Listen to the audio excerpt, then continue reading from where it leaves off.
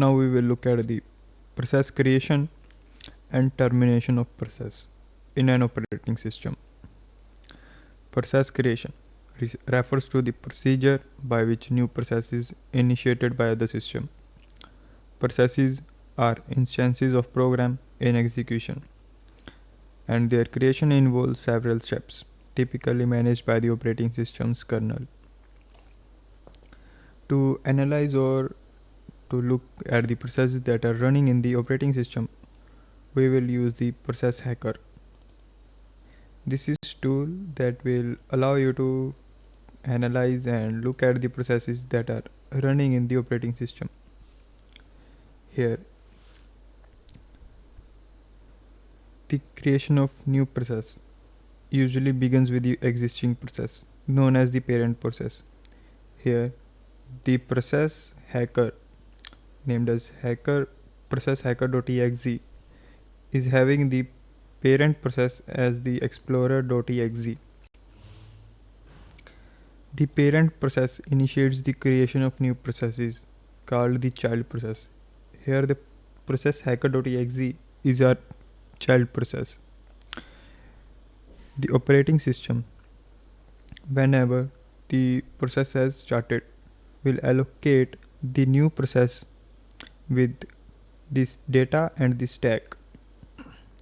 The child process in this case is a process hacker.exe may inherit certain attributes from the parent, such as environment variables and file descriptors. Now if you double click on the process hacker or child process, you can see various tabs like journal. Here this will provide you the details of the process.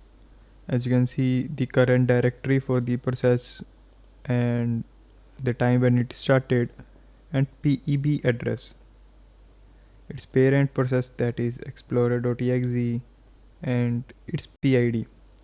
So what is PID? PID is the process identifier. Here the processes can have same names and their same directories from where they are executed, but PID is the unique identifier to identify the processes. And in the threads tab, you can see number of thread cycles it has been using and other statistics and performance variables you can look at. So now let's see what happens when the process has been terminated. When the process eventually completes its task and terminates, or the termination can occur normally and abnormally. If it is occurring normally, the process finishes with its execution. If it's occurring abnormally, the process might encounter an error or external kill signal. Upon termination, the operating system reclaims its resources allocated to the process, such as memory and file descriptors. So this is how you can look at the current going processes